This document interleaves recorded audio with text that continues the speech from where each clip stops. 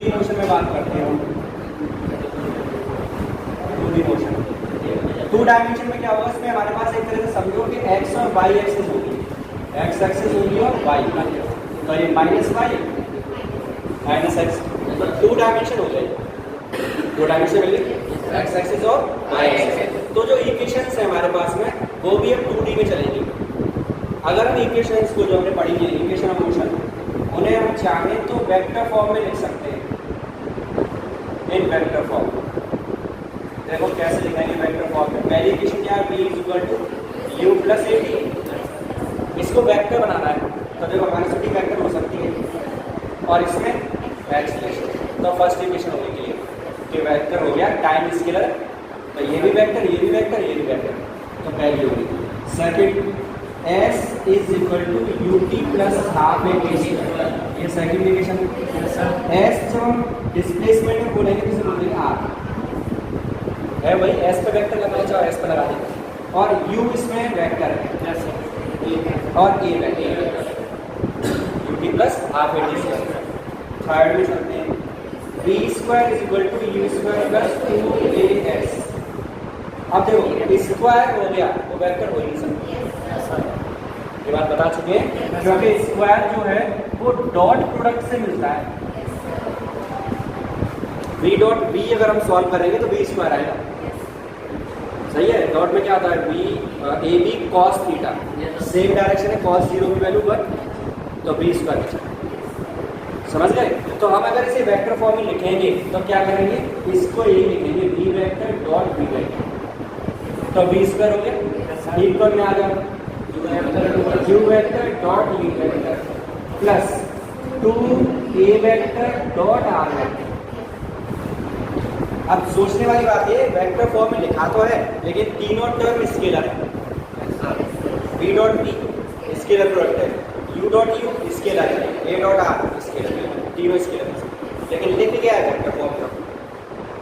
हमारी बात समझ में सर, चाहो तो ये भी मत लिखो, डायरेक्ट लिखो v² = u² + 2a.r।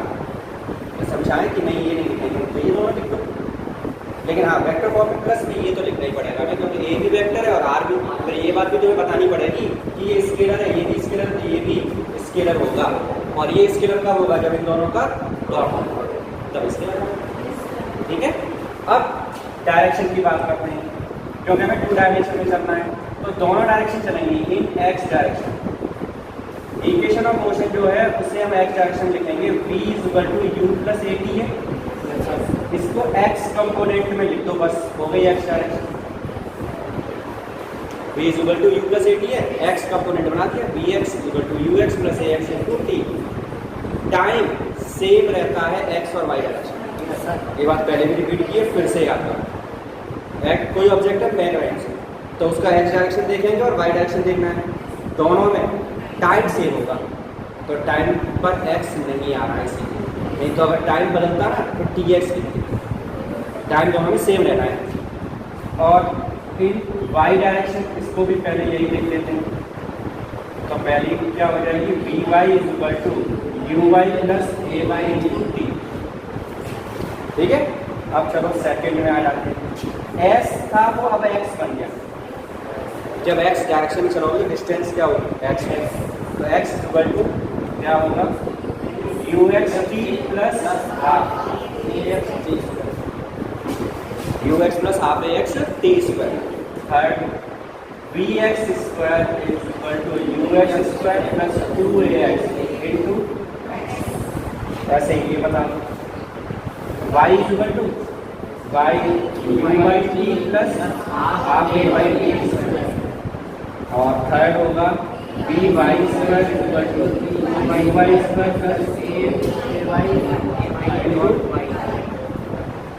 तो डायरेक्शन के बेस पर ही चलेगी, और वो पुरानी कंडीशन अभी भी चलेगी रिटार्डेशन और एक्सीलरेशन में। अगर एक्सीलरेटेड मोशन है तो ये प्लस चलेगा, और रिटार्डेशन होगा तो वो चलेगा, वो अभी चेंज नहीं होगा। ठीक है। एक बता था जैसे कि अगर कोई भी ऑब्जेक्ट है, उस ऑब्जेक्ट से कोई दूसरी ऑब्जेक्ट, जैसे कोई मूविंग ऑब्जेक्ट है, उसके में से कोई भी ऑब्जेक्ट को अगर हम ड्रॉप करते हैं, छोड़ते हैं, तो उसकी वेलोसिटी वही होगी जो मूविंग ऑब्जेक्ट। ये यूज़ होगा 2D में कई है। ठीक है। टू डायमेंशन का एक एग्जांपल और है, वो है प्रोजेक्टाइल मोशन, जो हमें पढ़ना है। टू डायमेंशन वैसे न्यूमेरिकल्स बहुत सारे आएंगे, रॉकेट से बॉम्ब छोड़ रहे हैं, या कोई मूविंग कार है उसमें से कोई पत्थर छोड़ रहे हैं, या बलून ऊपर जा रहा है उसमें से कुछ छोड़ दिया। तो जैसे बलून ऊपर जा रहा है किसी स्पीड से, और उसमें से तुम कुछ भी छोड़ोगे तो पहले वो चीज़ कहाँ जाएगी, फिर ऐसे करेंगे। उस सिंपल सा कंसेप्ट है, कुछ भी जो मूविंग है उसमें से कुछ भी छोड़ा जाएगा वो उसके साथ चलेगा पहले। तो जैसे बलून ऊपर जा रहा है, इसमें तुमने पत्थर यहाँ से छोड़ा तो उसकी स्पीड और इसकी स्पीड सेम, फिर एक आ गया ऊपर, वेलोसिटी हो गई 0, उसके बाद नीचे चला गया। ठीक है, ऐसे चलती हुई कार के लिए, उड़ते हुए के लिए, मतलब कोई भी कंसेप्ट हो फिक्स है और ये यूज़ होगा। बलून वाला क्वेश्चन मिल गया होगा, नहीं मिलेगा तो आ जाएगा। ठीक है, तो ऐसे क्वेश्चन आएंगे। इसका एक एग्जाम्पल है जो है प्रोजेक्टाइल मोशन। तो प्रोजेक्टाइल मोशन में दो तरह से पढ़ना है। एक, हमें क्या करना है, किसी भी हाइट से ऑब्जेक्ट को हॉरिजॉन्टल फेंकना है। जैसे किसी पे बिल्डिंग में खड़े हो गए और यहाँ से हमने ऑब्जेक्ट यू स्पीड से हॉरिजॉन्टल फेंकेंगे, ऐसे ऐसे। एक तो इसे बोल देते हैं हॉरिजॉन्टल प्रोजेक्शन है ये। और एक हम अर्थ के साथ किसी एंगल पर थ्रो करते हैं ऊपर, ठीक है, तो वो नॉर्मल प्रोजेक्टाइल मोशन बोलते हैं, उसी को बोलते हैं। लेकिन दोनों ही पढ़ने हैं, हॉरिजॉन्टल भी पढ़ना है और प्रोजेक्टाइल भी पढ़ना है। तो पहले बात करते हैं हॉरिजॉन्टल। प्रोजेक्टाइल मोशन में चल रहा है, और प्रोजेक्टाइल मोशन में प्रोजेक्टाइल जो वर्ड है वो वही ऑब्जेक्ट है, उसी को प्रोजेक्टाइल बोलते हैं। जो ऑब्जेक्ट है उसी को हम प्रोजेक्टाइल बोलते हैं जिसे फेंक रहे हो। ठीक है, जैसे तुमने जमीन पर खड़े होकर पत्थर फेंका किसी एंगल पर अर्थ के साथ, तो वो क्या है, प्रोजेक्टाइल है। पत्थर को ये बोला है प्रोजेक्टाइल, और उसी का मोशन पढ़ना है कि वो कैसे जाएगा, कहाँ जाएगा, कैसे गिरेगा, कितना टाइम लेगा, कितनी दूर जाएगा, कितना ऊपर जाएगा, ये सब देखना है। ठीक है, अब प्रोजेक्टाइल मोशन में हम सबसे पहले पार्ट में चलते हैं और हॉरिजॉन्टल प्रोजेक्शन की बात करते हैं। हॉरिजॉन्टल प्रोजेक्शन में क्या होगा, देखो जैसे ये हमारे पास h हाइट है, यहाँ से हमने इस ऑब्जेक्ट को थ्रो किया ऐसे u स्पीड से, तो ये हॉरिजॉन्टल होगा। यहाँ से थ्रो कर रहा है तो ये u किसके, अर्थ के पैरेलल है, तो हॉरिजॉन्टल हो गया। तो ये हॉरिजॉन्टल प्रोजेक्शन होगी। अब क्या होगा, ये अगर 9th क्लास में न्यूटन लॉ पढ़ा है, इसे सीधे जाना चाहिए। कोई ऑब्जेक्ट अगर मोशन में है तो मोशन में ही रहेगा, पढ़ा है ऐसा, जब तक कि उस पर फोर्स ना लगाए। अब ये सीधी जाती, सही बात है, मोशन है तो मोशन में रहनी चाहिए थी, लेकिन ये नीचे गिरेगी। क्यों, क्योंकि अर्थ उस पर ग्रेविटेशन फोर्स लगा। जब तक फोर्स नहीं लगेगा तब तक ये तो सीधी जाएगी, लेकिन यहाँ तो फोर्स लग रहा है तो कहाँ आएगी, वो नीचे। अब वो यहाँ से ऐसे नीचे आएगी, और ये डिस्टेंस कितनी है, x। तो ये डिस्टेंस, टाइम कितना लगा, इसका पाथ कैसा होगा। तो सबसे पहले हम निकालते हैं इसका पाथ कैसा होगा। फर्स्ट पार्ट में चलते हैं, path of projectile. Path of projectile, इसका पाथ चाहिए तो दोनों डायरेक्शन लेके चलेंगे, x डायरेक्शन की और y डायरेक्शन। तो पहले चलते हैं x डायरेक्शन, इन x डायरेक्शन, क्योंकि दोनों मोशन है इसके पास। देखना ऊपर से नीचे भी आया है तो y डायरेक्शन होगी, और इस जगह से यहाँ पहुँच के दोनों है, तो हमें दोनों लेके चलने पड़ेंगे। एक बात और समझो जो याद रखने वाली बात है, प्रोजेक्टाइल मोशन में यानी कि कभी भी जब कोई चीज़ फेंक रहे हैं तो हॉरिजॉन्टल एक्सीलरेशन 0 है, वर्टिकल एक्सीलरेशन है ऊपर से नीचे अर्थ खींच रही है तो वो तो लगेगा, लेकिन सामने जाने के लिए तुम्हारे पास उस जो पत्थर तुमने फेंका है उसमें कोई इंजन तो लगा नहीं रखा, जब उड़ा के आगे ले जाएगा उसको। ax 0, ये रट लो इस चीज़ को, ये भूल जाएंगे तो कुछ नहीं कर पाएंगे। क्या चीज़ 0 है, x डायरेक्शन में इसके पास कोई एक्सीलरेशन नहीं है। ठीक है, क्योंकि x डायरेक्शन में इसका कोई फोर्स ही नहीं लगा, ना रोकने वाला ना भगाने वाला, कोई नहीं है। y डायरेक्शन में लग रहा था तो ये ऊपर से नीचे आ जाएगी। y डायरेक्शन में कितना लग रहा था, वो है a बाई किसके ऊपर होगा, एक्सीलरेशन ड्यू टू ग्रेविटी, अर्थ खींच रही है तो g के ऊपर होगा। समझ गए, तो a बाई g है, लेकिन ax कितना होगा 0, और ये फिक्स है, ये रहेगा। ठीक है, ux की बात करो तो ux u है, क्योंकि पूरा का पूरा तुमने किसी डायरेक्शन थ्रो किया है, x डायरेक्शन। u स्पीड तुमने x डायरेक्शन दी है तो ux कितना हो गया, u ax हो गया 0। कितनी डिस्टेंस ट्रेवल कर रहा है वो भी ले लिया, तो t कितना होगा वो हम निकाल सकते हैं। क्या फॉर्मूला है, x = ux t plus half ए एक्स टी स्क्वायर। तो एक्स की वैल्यू एक्स ही है तो यू एक्स कितना है यू और टी और प्लस तो टी निकाल दो यहाँ से। टी की वैल्यू कितनी आएगी एक्स अपॉन यू, ये तो जीरो ही है। टी की वैल्यू क्या आएगी एक्स ओवर यू। टाइम आ गया। अब चलते हैं वाई डायरेक्शन में। इन वाई डायरेक्शन जब हम वाई डायरेक्शन में चलेंगे तो ए वाई कितना होगा जी और यू वाई होगा जीरो।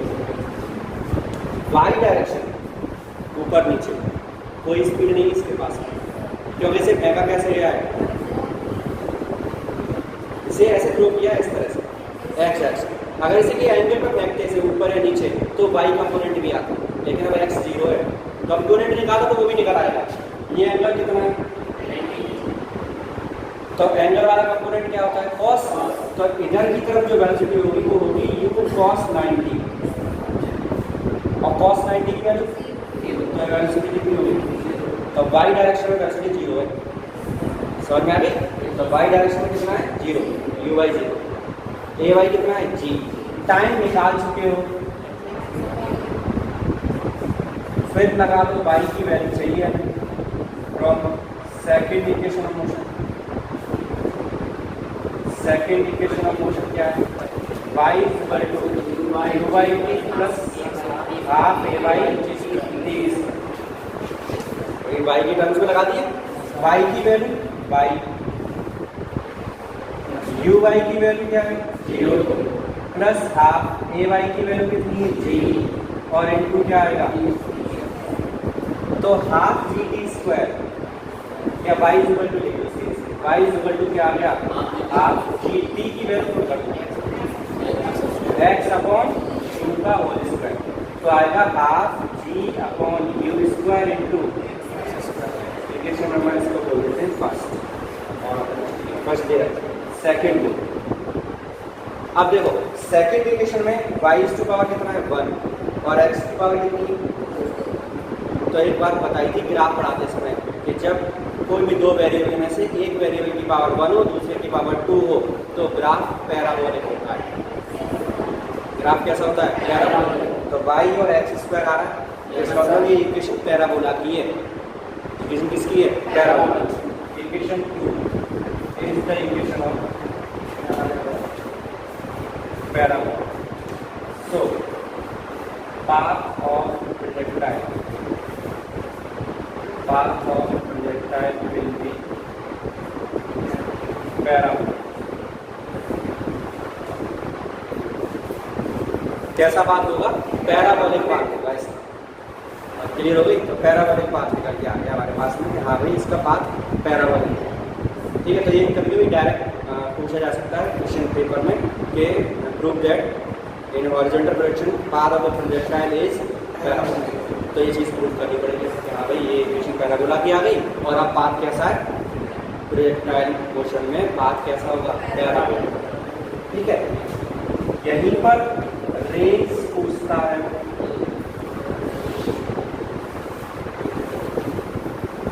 रेंज क्या है रेंज है एक्स डायरेक्शन में maximum distance in X direction. Maximum distance किस डायरेक्शन में एक्स डायरेक्शन। ठीक है। तो एक्स डायरेक्शन में मैक्सिमम डिस्टेंस है उसे बोल देते हैं रेंज। हॉरिजॉन्टल रेंज भी बोल देते हैं कि भाई हाँ हॉरिजॉन्टली बात हो रही है वर्टिकल नहीं। वर्टिकल जब हम बात करते हैं तो उसे बोलते हैं हाइट। सीधी सी बात है। जब हम ऊपर नीचे चलेंगे तो हाइट होगा, जब हम ऐसे चलेंगे तो वो रेंज है। तो उसी की बात हो रही है रेंज कितनी है। मतलब एक तरह से हमें चाहिए एक्स चाहो तो रेंज के लिए इसको क्या लिख दो अब एक्स डायरेक्शन में चलना पड़ेगा। चल रहा तो एक्स डायरेक्शन में है। अब क्या है देखो यहाँ से और यहाँ तक यही तो आ रहा है। तो हम क्या करेंगे पहले ऊपर से नीचे आएंगे मतलब वाई डायरेक्शन में आएंगे। पहले वाई डायरेक्शन जो टाइम लगेगा वही एक्स डायरेक्शन में लगेगा।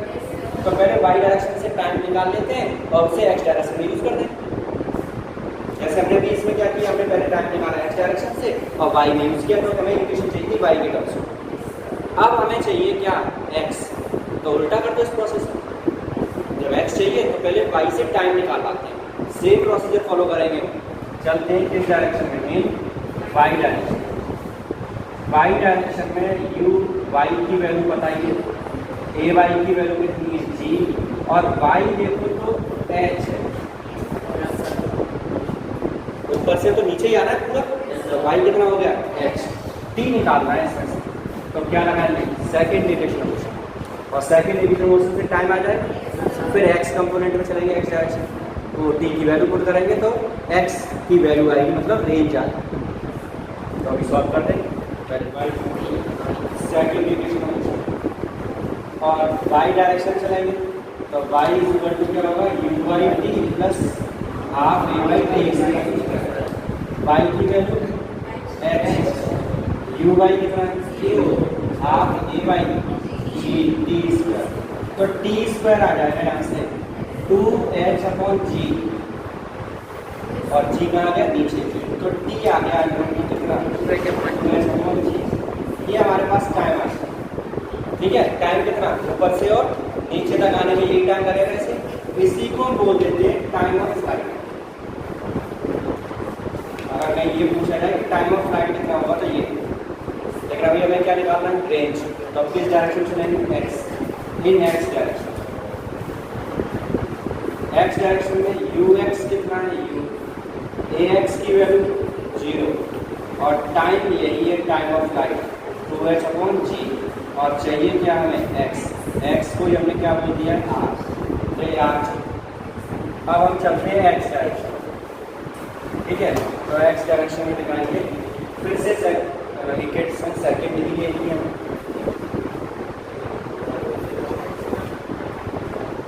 Second by second division motion, तो जब सेकेंड डिविजन मोशन लेंगे तो x equal to u x t plus half A x T square, x की वैल्यू क्या है r, u x u, t की वैल्यू अंडर रूट में 2h/g और प्लस ए एक्स, तो आर की वैल्यू आ गई हमारे पास यू अंडर रूट में 2h/g, ये आ गई रेंज। ठीक है, तो अगर टाइम ऑफ फ्लाइट पूछे तो याद है, और रेंज पूछेगा पहले, तो ये तीन चीज़ पूछता है इसमें, एक तो पाथ कैसा होगा, दूसरा रेंज पूछ सकता है, या फिर time of flight, time of flight बीच में आ गया डायरेक्शन। क्लियर हो गया?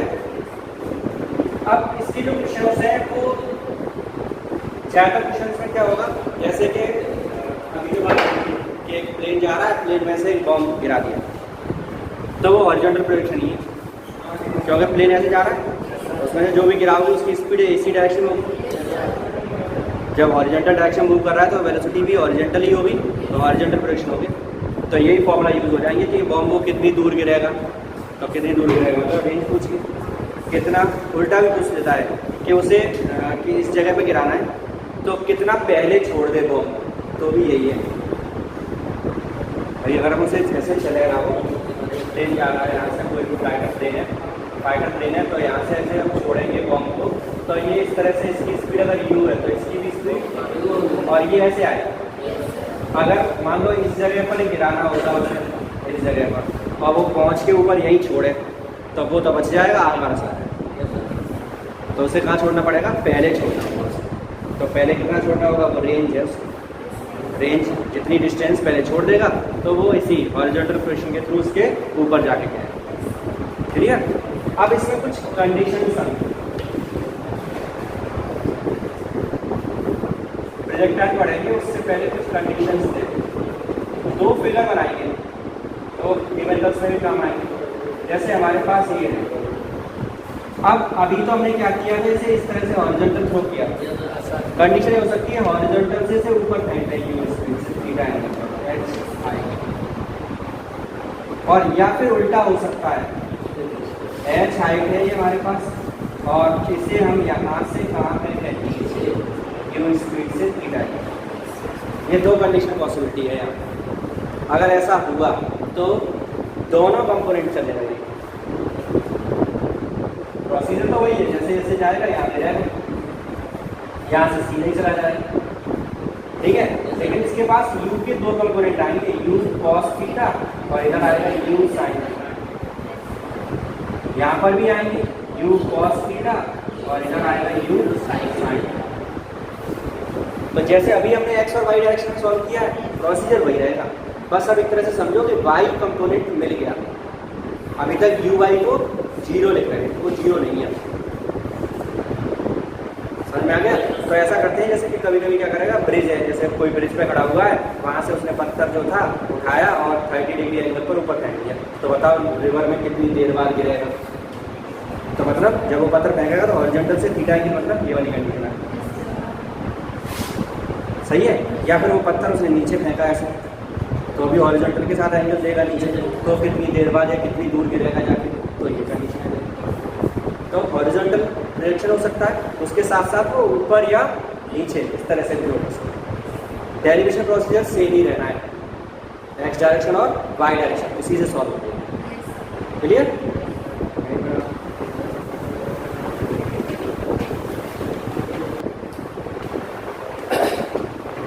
इसमें भी सबसे पहला काम है हमारा, और वो हमें निकालना है क्या? Path of projectile. पाथ को एक और वर्ड बोलते हैं, वो है ट्रेजेक्ट्री। पाथ को ही हम एक और नाम देते हैं ट्रेजेक्ट्री। ठीक है, तो हो सकता है कि लिखा मिल जाए ट्रेजेक्ट्री ऑफ प्रोजेक्टाइल, तो वो तरह से क्या है? पाथ। करना क्या है? प्रोजेक्टाइल में होता क्या है कि हम क्या कर रहे हैं, किसी भी ऑब्जेक्ट को अर्थ के साथ थीटा एंगल पर अगर थ्रो करते हैं किसी इनिशियल वेलोसिटी u से, तो उसका मोशन प्रोजेक्टाइल मोशन होगा। किसी भी ऑब्जेक्ट को अर्थ के साथ थीटा एंगल पर अगर हम थ्रो कर रहे हैं तो उसका मोशन कैसा होगा? प्रोजेक्टाइल। अब ये यहाँ से ऐसे जाके पहुँच गया। ठीक है, अब देखो ये कंपोनेंट अगर देखें तो u cos थीटा आएगा, यहाँ पर u sin थीटा आ जाएगा। कंपोनेंट्स आ गए u cos और u sin। अब दोनों मोशन चल रही है इसमें, तो सबसे पहले मैं बात कर रही है पाथ। तो हम ऐसा करते हैं, कोई भी पॉइंट यहाँ लेते हैं P, इसके फिर कोऑर्डिनेट कितने हैं? x और P पॉइंट है, कोऑर्डिनेट क्या है? x और। अब x और y कंपोनेंट्स हो गए, फिर दो तरह से चलेंगे। अभी जो प्रोसीजर फॉलो किया वही करेंगे। सबसे पहले चलते हैं किस डायरेक्शन में? x डायरेक्शन में। इन x डायरेक्शन, x डायरेक्शन में ux, ax, t तो t ही रहेगा, और x कितना है? x। अभी तो ux फिगर में लिख रहा है u cos theta x direction में, और ax याद है 0। x डायरेक्शन में ax की वैल्यू कितनी है? 0। सेकंड इक्वेशन मोशन लगा देते हैं by second equation motion. Second equation motion x direction में लगाएंगे तो x equal to uxt plus half axt square आ जाएगा। x की वैल्यू x भी है, ux की वैल्यू है u cos theta into t और प्लस में ax 0 है, तो 0 हो गया। क्या निकल आएगा हमारा? t is equal to x upon u cos theta. Equation number first. अब चलते हैं किस डायरेक्शन में? y direction. y डायरेक्शन में uy कितना है? u sin theta. uy कितना है? u sin theta. ay याद है, y डायरेक्शन में एक्सेलरेशन ड्यू टू ग्रेविटी आएगा। ay कितना है? g। और टाइम कैसा रहता है? सेम, तो क्या होगा? u cos theta. अब चाहिए क्या? y इसके लिए चाहिए y। अब कंडीशंस में तो अब क्या है? वही सेकंड इक्वेशन लगा। सेकंड इक्वेशन ऑफ मोशन में देखते हैं क्या? y डायरेक्शन चलेंगे by second equation. Second equation of motion क्या है? y is equal to u by t plus half a by t square. और ये माइनस कर दो तो ज़्यादा अच्छा है। क्यों? क्योंकि जो y डायरेक्शन को देखना तो कहाँ जा रहे हैं? और अर्थ से जब ऊपर चलते हैं तो नेगेटिव आएगा, ऊपर से नीचे आते हैं तो पॉजिटिव। तो ये ऊपर जा रहे हैं, ऊपर जा रहे हैं तो किसका साइन आएगा? नेगेटिव। y की वैल्यू y रहने दो, uy की वैल्यू है u sin theta into t है x upon u cos theta minus half a y और x upon u cos theta का y की वैल्यू आ गई हमारे पास में x tan थीटा। u से u sine upon cos minus half g x square upon u square cos square equation number 7। Same अभी जो बताया था y की पावर है 1 और x की पावर कितनी आ गई, इसका मतलब पैराबोला। तो वही सेम इक्वेशन 2 जो है वो इक्वेशन ऑफ पैराबोला है, so path will be parabola. Same वही लैंग्वेज आएगी जो अभी लिखी। तो हम अगर हॉरिजॉन्टल थ्रो कर रहे हैं, चाहे हॉरिजॉन्टल से ऊपर या नीचे थ्रो करेंगे, और चाहे अर्थ के साथ थीटा एंगल पर थ्रो करें, उसका पाथ पैराबोलिक ही होगा, फिक्स है। ठीक है। अब ये कहो कि सर जैसे हमने थीटा 90 ले, तो थीटा 90 ले लेंगे तो ठीक ऊपर जाएगा, तो फिर उसे क्या बोलेंगे, तो भी बोल सकते हैं ऊपर जाएगा भाई थीटा 90 हो गया ना, तो क्या हो गया थीटा 90। हम तो डेफिनेशन में बोला हमने कि हॉरिजॉन्टल के साथ किसी भी एंगल फेंक लो, तो 90 में फेंक देंगे तो ये थोड़ी कह देंगे अभी प्रोजेक्टर मोशन नहीं है, फिर भी प्रोजेक्टर, बस वो एक तरह से प्रोजेक्टर की एक कंडीशन है कि उसे थीटा कितने पर फेंका है, नहीं। सही है। तो ऐसा नहीं कि वो प्रोजेक्टर नहीं है। ऐसे ये हो गया कि सिंपल सी बात है कि जब सी 90 में जाएगा तो ऊपर जाएगा, जब ऊपर जाएगा तो इसका मतलब क्या हुआ, 1 डायमेंशन हो गया, सीधा ऊपर जा रहा है तो कैसा हो गया 1 डायमेंशन। लेकिन नहीं, अगर ऐसा बोलता है कि थीटा 90 पुट करने पर क्या वो मोशन प्रोजेक्टर रहेगा, तो बोलेंगे रहेगा, गलत नहीं। समझ गए, थीटा 90 को ऐसा नहीं 1 डायमेंशन हो जाएगा, लेकिन प्रोजेक्टर तो है, वो रहेगा किसी भी एंगल पर फेंका। ये बात मैंने बोली नहीं कि हम 0 से 90 पर फेंकेंगे या 90 से कम या 0 से ज़्यादा होना चाहिए, ऐसा कुछ बोला था नहीं। बोला किसी भी एंगल पर हॉरिजॉन्टल के साथ किसी भी ऑब्जेक्ट को अगर हम थ्रो करते हैं तो उसका मोशन प्रोजेक्टर मोशन है, तो किसी भी क्लियर।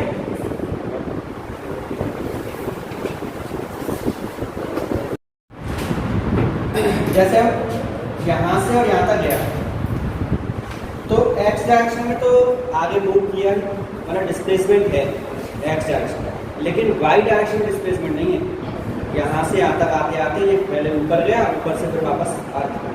अगर हम y डायरेक्शन देखें तो अर्थ से भी चलते हैं, ये अर्थ से गया और अर्थ में वापस, ये कोई इतना चला गया फिर x डायरेक्शन में गया।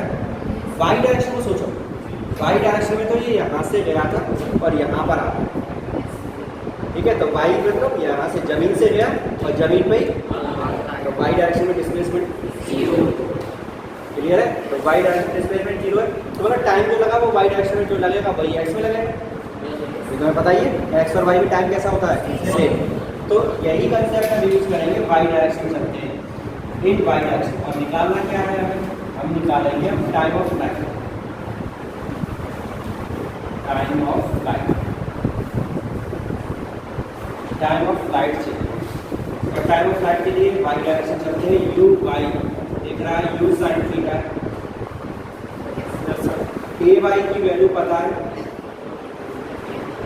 g टाइम हमें चाहिए, इसे हम कैपिटल T से रिप्रेजेंट कर रहे हैं, टाइम कितना है, और y कितना है, यही अभी बात हो रही थी कि डिस्प्लेसमेंट 0 होगा y डायरेक्शन में बात की डिस्प्लेसमेंट कितना होगा 0।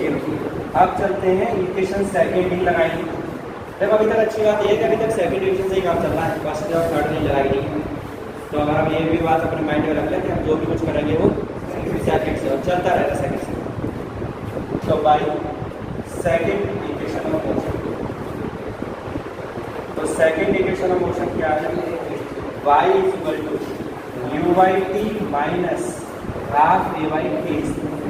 y की वैल्यू 0, u y की value u sine theta, time कितना है t, माइनस में हाफ a बाई कितना है g और t, स्मॉल t जो टाइम है वो हमने कैपिटल T ले लिया। y डिस्प्लेसमेंट कितना हो गया 0, u y की value u sine theta t minus half a y की वैल्यू g और into half g t square को आगे ले आओ, हाफ जी टी स्क्वायर आगे आ गया और है u sine theta into t। इस t से एक t तो बचा half g t is equal to u sine theta, cross multiply करो 2 ऊपर गया और g कहाँ आ गया, तो t is equal to 2u sine theta over g। ये है टाइम ऑफ फ्लाइट, इतना टाइम से लगेगा अर्थ से और वापस अर्थ तक आने। तो तो अर्थ से अर्थ तक वापस आने का मतलब हो गया डिस्प्लेसमेंट वाई डायरेक्शन में 0। अगर हम इसमें कहें कि फॉर मैक्सिमम टाइम कितना लगेगा उसे, तो मैक्सिमम की बात आते ही जब साइन और कॉस दिए हो तो समझ लो कि उनकी वैल्यू मैक्सिमम होती है 1, साइन हो चाहे कॉस। तो साइन थीटा कितना हो गया 1, मैक्सिमम के लिए साइन थीटा 1 होगा, तो टी मैक्सिमम की वैल्यू 2u/g। साइन थीटा कितना हो गया 1, तो टी मैक्सिमम कितना होगा 2u/g, इतना होगा मैक्सिमम। कितने एंगल पर? साइन थीटा 1 वैल्यू किसकी होती है 90, तो थीटा इज इक्वल टू 90। तो मतलब सबसे ज्यादा टाइम कब लगेगा? जब उसे ठीक ऊपर फेंके, थीटा 90 हो गया, मतलब सबसे ज्यादा टाइम उसे तब लेगी वो जब ठीक ऊपर जाएगी। अगर किसी और एंगल पर फेंक देंगे तो जल्दी आ जाएगी जमीन पे, और सबसे ज्यादा देर में कब आएगी? ऊपर जाएगी। ठीक है, तो मैक्सिमम टाइम के लिए अगर तुम्हें ऑब्जेक्ट को हवा में रखना है तो 90 में फेंक दो, तो सबसे देर तक हवा में रखो, और किसी एंगल में फेंको जल्दी आ जाएगा। समझ में आ गया? तो टाइम ऑफ फ्लाइट को इस तरह से भी बोल सकते हैं कि time in which object remains in air, या प्रोजेक्टर बोल दो, प्रोजेक्टर रिमेन्स इन एयर, जितनी देर हवा में रहा वो है टाइम ऑफ फ्लाइट। जमीन से फेंकोगे हवा में आ गया, फिर तो हवा में रहेगा पूरे टाइम, और फिर जमीन पे आ जाएगा। मेन वही है, प्रोजेक्टर मोशन में इंजन नहीं है कहीं, ये बात याद रखना। इस पूरे प्रोसेस में तो इंजन नहीं है। अगर कहीं इंजन होगा तो एक्सीलरेटेड मोशन हो जाएगा। कोई पत्थर फेंकोगे, तीर फेंक रहे हैं, जेवलिन थ्रो है, इस तरह के सारे थ्रो वो सब प्रोजेक्टाइल है। ठीक है, लेकिन अगर उसमें कुछ मोटर लगा दी तुमने तो वो रॉकेट बन गया फिर तो, और अब वो प्रोजेक्टाइल है। ठीक है, तो अगर तुमने मोटर लगाई तो क्या चीज चेंज होगी? AX।